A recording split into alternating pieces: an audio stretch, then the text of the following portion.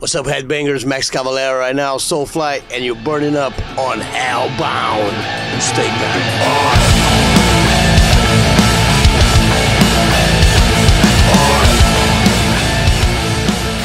What's going on, everybody? It's your pal Mean Gene from Hellbound. I'm in Petaluma, California with the one and only, the great one, Max Cavalera. How you doing, brother? What's up, man? How you doing? Good, man. Good.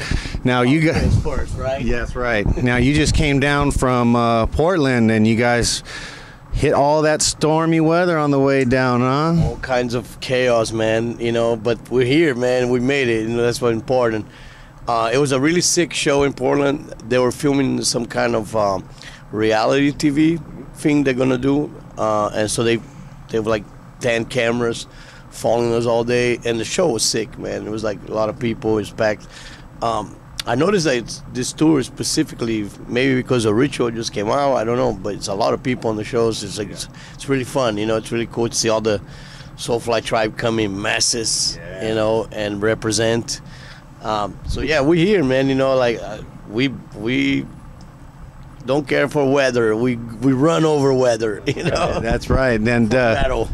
And speaking of Rituals, what a fantastic album! It came out last October, and here we are, 4 months or so into the new year. And I got to tell you, me personally, it's my favorite Soulfly album. And I don't know if a lot of people are telling you that or not, but I think it sounds so good to any metalhead because there's a little bit of everything on that album. Yeah, it's cool, man. It's a good combination of, and we're actually doing stuff that people are not expecting. We're opening the show with Summoning, which is not the first song, you know. Yeah, so it's kind of cool, like weird. Nobody's expecting that, and then we go into End the Rapture, and then later on we play Ritual and Dead Behind the Eyes. Okay. Mixed with all the other, like a lot of Dark Ages stuff, a lot of Prophecy stuff. You know, I like a lot of that, you know, that era of Soulfly. So the set list is really cool. I'm really excited. But yeah, I mean, I'm very pleased with Ritual, man. You know, I think Ritual is just really fun record to listen. You know, you're supposed to play what you like, you know. Yeah. And so Ritual has all that, you know, everything, for all my influence, from the death metal to thrash metal.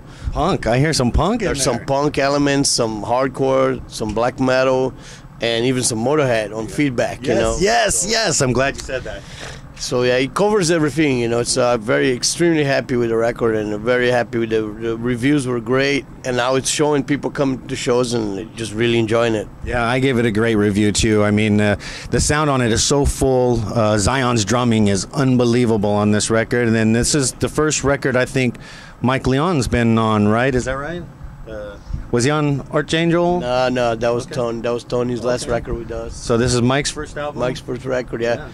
And right now, serious good lineup. Yeah. You know, we're tight. You know, so you can feel it, and even how we structure the shows, man. There's a lot of very organic jams between songs we do, tribal stuff, man. You know, like really cool. There's a part of me and Mark.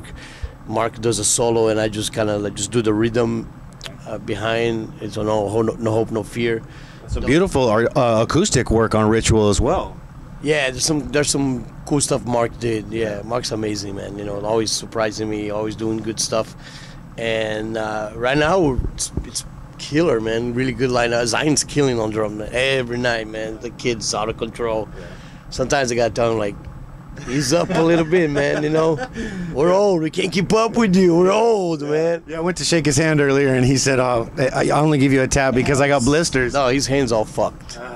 All fucked up, but you know, he's for the love of metal. For love of metal, man, and we do it, and I'm really enjoying it, man, because you know it's like after being doing this for like 30-some years, if you still can manage to make an exciting record and go on tour and feel exciting again to be on tour, it's a blessing, man. It's you know, it's something that maybe it's. I don't know why those things happen the way they happen, but right now I think we are experiencing a very positive Soulfly reincarnation, which is really cool. Now, when you put out such a brilliant record like Record 11, Ritual, does it get harder and harder to pick the set list? setlist is interesting because I think, you know, a lot of people have old favorite songs and stuff like Primitive and Eye for an Eye. I've been saying that to the crowd. It's almost not even our song anymore. It's like their song. You know, the fans own the song now. They belong. The songs belong to them. You know, and I kind of snuck in a couple of my own personal favorites, like Arise Again, because I love the song, and Babylon. You know, Rise of the Fallen. You know. So with that in mind, I think it's just a little bit of and there's some really fun medleys that we do. There is a medley of Fire and Porrada that goes really cool together, and there's a medley of Bleed and Plata o Plomo that goes really cool together. I love these medleys. You know, we done them for a long time. We used to do them in Sepultura days. We're still doing them. So. The show really flows really good, man. It's like really one continuously, and now with the new songs, that's even better because then you can put the new stuff together with the old stuff, and it sounds fantastic. Yeah, one of my favorites from the new album is "Blood in the Streets." What was the influence for that song? Because it starts off and it takes you in a general, like a good metal vibe, and then it hits that hardcore punk, almost skateboard music, you know what I'm saying? And oh man, gets me going, you know? What was the influence on that one in particular? Do you remember? Well, lyrically it's very heavy. It's based on a Navajo girl that was murdered on a, you know, Indian reservation in Arizona. The cops, nothing happened to the cops, and there was this like really Nazi skinhead kind of cops, and nothing happened to them. So it's a horrible story, man. You know, so I turned it into some kind of like documentary kind of song. It's kind of like Manifest, you know, like one of those kind of songs. And man, musically, all of that, you know, I think it's like the beginning is very tribal, even with the flute of the Navajos, you know, like Navajos all over the whole record, which is great. And then gets into this heavy part, and then the hardcore thing, punk thing you mentioned to it, is a mix. I think it's it's a mix of punk and black metal together, you know, because it's like just three chords, and to me, that goes all the way back to Hellhammer, because that's how Hellhammer used to jam, like three chords, man, you know, and fucking almost real punk, you know, and so we throw that in there, and it was really cool. And then the end of it's almost like kind of Gojira mix, a little bit of real heavy chugging. Mark does some really cool guitar stuff, and then goes back to tribal. So it's fun making songs like that, you know, really cool. You know? And that's what I love about Ritual, that it's really actually goes in all these different places, you know, like That Behind the Eyes is a very trashy song, you know, kind of like Beneath the Remains era. And then you have a song like Ritual, which is very much like Primitive or Prophecy. It's iconic Max song, you know, it's kind of like the primal, ultimate Max tribal song, you know, and I'm so glad that we got to pull it off, a song like that right now, you know, so that's really cool. So I'm very, very pleased with the record, man. I'm very, very, and now it's discovering the album playing live. We hope we can add more songs. Right now we're playing 4 of them, but we're hoping we can add some more in the upcoming shows, you know. And when you come out on a run like this, do you guys ever change the set list, or do you muscle memory, you stick to what you set out with on the road from show 1 to 15 or 20? Do you ever change songs? We do. I mean, there's kind of like what I was trying to do with this tour is a little bit of both. So there's the core of the set, it stays the same, like a lot of those songs, because I wanted to play them so much that they just get really good, man. You know, like they're amazingly tight and killer. But at the same time, kind of like you want to change them from not exactly the same every night. So we do change. So we, you know, in a couple nights we change. We throw a little bit of, you know, I and I, or you know, like No Hope, No Fear, or you know, some other stuff. But the majority of the set stays the same, because we're trying to build on something that I think right now the show is really cool, because I think it goes through like this kind of like really a lot of emotions. Like the first part of it is new stuff, and then goes back to some early stuff from the first record, and goes into some Prophecy Dark Ages era, go back to the new album, then go into some Rise of the Fallen. So, and that ends really killer with the first two songs I ever wrote for Soulfly, which is No and Eye for an Eye. Okay. And we played them together. So it's really kind of like the end of the show is the real beginning of Soulfly. Yeah, yeah. So it goes back to the roots. Almost like a backwards progression or something, you know? It kind of works like that, yeah. And it's cool playing No and Eye for an Eye in the original tuning, which is A. We do them both in the original tuning of the demo. And so it's a real, especially now that's 20 years later from the first record, it's kind of cool to end the show with this really back to the real beginning of Soulfly. That's awesome. Now I know you're pressed for time a little bit because you guys, you know, had to get through the weather to get here tonight. What's going on in 2019? I see some fairly large shows coming up for you guys. You guys are doing a download in Madrid, I think, and then Bloodstock, and what else you got cooking in 2019? Well, I hope I tour most of the year, and that's what I want to do. You know, like you know, we have. I'm going with Igor to Australia for Beneath the Remains and Arise, and that's going to be insane. Is the U.S. ever going to get a taste of that? I hope so. I hope so. We're working on it right now, you know. So I think it needs to be seen here. Yeah, I think it should be seen here too. It's an insane fucking show, man. You know, it's those two records together, just so good. And then we have all the festivals that you said: Bloodstock, Alcatraz, Download, Madrid, and then I think later on we're gonna do another run with this kind of packages that I really love. This one was really cool. The first half was with Cataclysm, now is with Unearth, and hopefully we do another run with some other really cool bands that we can find to make this kind of packages. And I think the Ritual is an album that it can definitely be a big tour.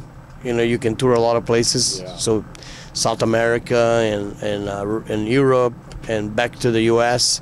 I even see we can even do U.S. maybe 2 or 3 times. You know, it'd be kind of cool to really go everywhere, like even the small towns, you know, that nobody goes. I love to do that. Yeah. Now, do you being a professional musician for 35, 37 years, what you're saying, do you ever get nervous still? Does it matter if the crowd is 80,000 people or 800 people? Does it bother you one way or the other pre-show? Yeah, there's always that. I mean, it's part of the fun, you know. I mean, if you don't get nerves, I think that means that you don't care anymore. You know, like you know, for you it's just like I don't know, drinking coffee or taking a shower, you know. But it's not like that. Every show, right before the show, like. Through the day, I don't think much about it. I stay here and I listen to music. I paint the drum skins for Zion. We sell them. Yeah. You know, I use my time relaxing, thinking other things. You know, listen to you know, great Necrot stuff and some really good metal. And then I get out of here. I put my battle vest on, man. It's wartime, you know.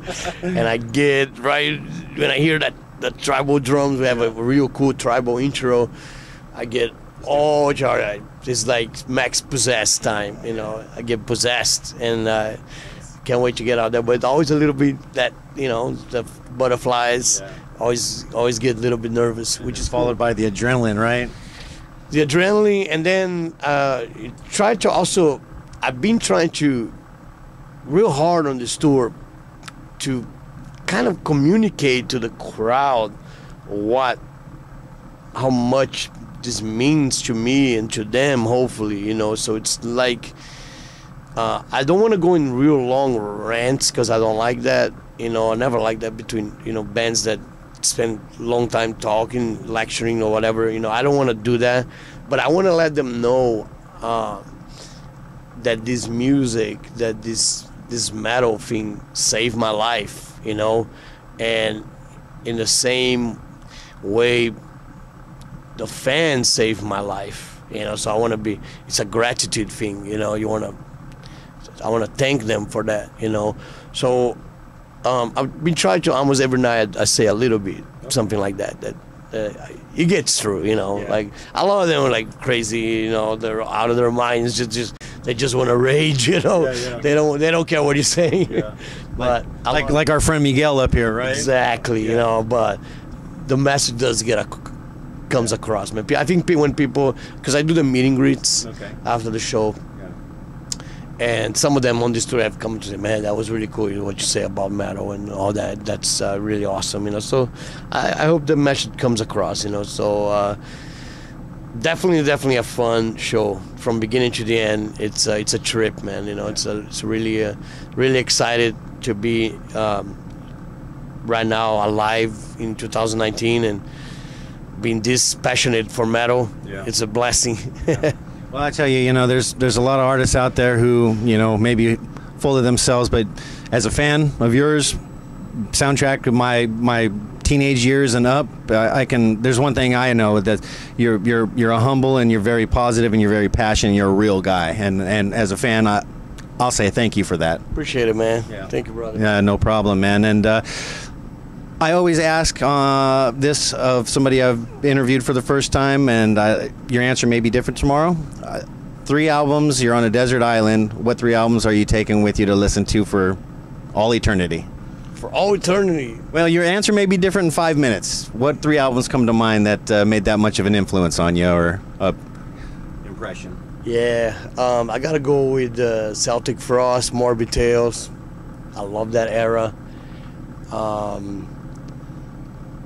Fucking Motorhead, Ace of Spades, gotta have that. Yeah, it's just no, it's too good. It doesn't get old, man. And I don't know, like a third one. That's really tough, you know. I've been listening to a lot of like a lot of the newer stuff, like Necrod and Gatecreeper, you know, and Genocide Pact and all that. It's really good stuff. So I think I'll go with Gatecreeper, man. Sonata and Deprivation. That's a great Entombed like masterpiece of a record, you know. Yeah, chasing the guys, man. They got a good sound over there. Awesome, man. I can't wait for the new stuff, you know. I'm really psyched for it. Well, I definitely appreciate your time, Max, and I'll let you get back to business over here. Soulfly, out and about. Album 11's out. Ritual, they're going to be taking over the world in 2019. Get out there, support Soulfly, support metal. Metal. Fuck yeah. Ritual.